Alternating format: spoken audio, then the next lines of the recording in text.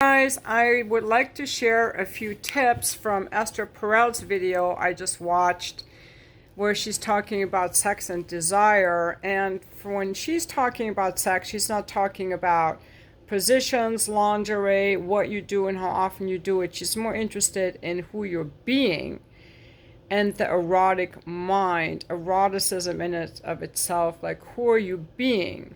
How present are you? What are you enjoying? And she says that sex is a place that you go inside of yourself, and you have to be both generous and self-absorbed. And this is where childhood trauma comes in, because people who are have difficulty. Okay, so you have to have. I am in my pleasure, and I am with you. I own my pleasure. I feel my pleasure. And I'm in a dance with you.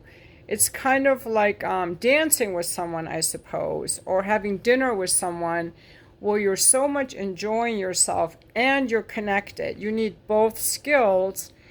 And people who come from traumatic childhoods are not able to be self-absorbed because they're so worried about being left, being abandoned, or being judged. So they're very nervous or they're very anxious, and you cannot be anxious and have pleasure at the same time. She says that people who cannot be self-absorbed have difficulty with coming. They come too fast, or they don't come at all, or they come too late because they're so worried. And I know that you have to be able to let go in the final moments of coming.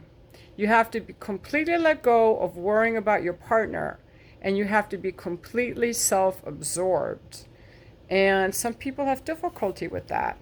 It's easy to have sex. Just look at all the women throughout history who have laid there dutifully and had sex, and they were not enjoying it. How can you enjoy it? And why do so many couples lose desire for each other? She talks about the difference between love and desire at opposite ends of the spectrum. Where love is this peace feeling that you want, where you're feeling safe. Someone is reliable. You have this person knows you and you're close. That's love. However, love does not fuel passion and desire. Desire is the very opposite. There is a distance. There is a bridge to cross. There's something to have, someone to go to. It's the not knowing, it's the adventure, the novelty, the space, the curiosity, the uncertainty, the otherness. And it requires some aggression and an absence of the other person and some selfishness. So I really think that for me, the ideal relationship is connection with a lot of distance, and that keeps the passion alive, in my opinion.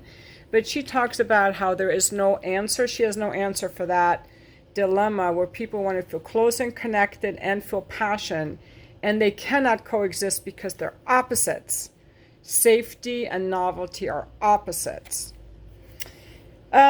She also talks about how people trample desire because they need so much safety in their relationship that they completely lose desire. So people will be like, I'm married to my best friend and we haven't had sex in years.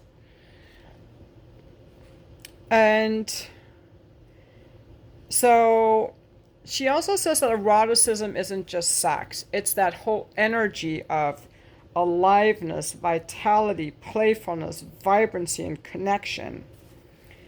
And that to have desire, you have to own the wanting, and you have to love yourself and be like, I deserve to want. So good sex is really about an experience with yourself and asking yourself, what are the things that turn me on? Not what do I need from you to get turned on? How can I turn myself on? What do I need to own my desire? What increases my desire? I turn on my desire by. I connect to my desire when I listen to music, or when I'm with my friends, or when I think of a past lover, or when I'm dancing. And that's how I work with my escort clients too. It's like I have to connect to my desire because my turn on isn't going to be coming from this man, because I don't know these men. It's someone I haven't even met. Like, I'm just meeting this person, or it's a client that I see I don't have feelings for. So I'm connected to my own desire, and I'm realizing now what a great gift that is, to just have sex with kind of strangers, more or less, because it constantly requires me to tune into my desire and what turns me on and what turns me off.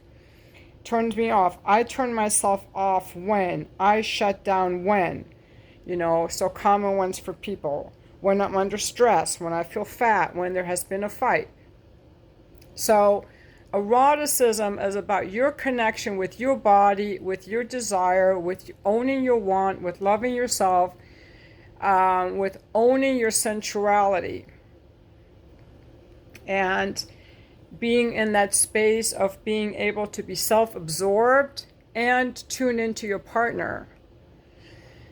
So drop your thoughts below. I will put a link to Esther Perel's video below so that you can also watch it. I just think she's fabulous.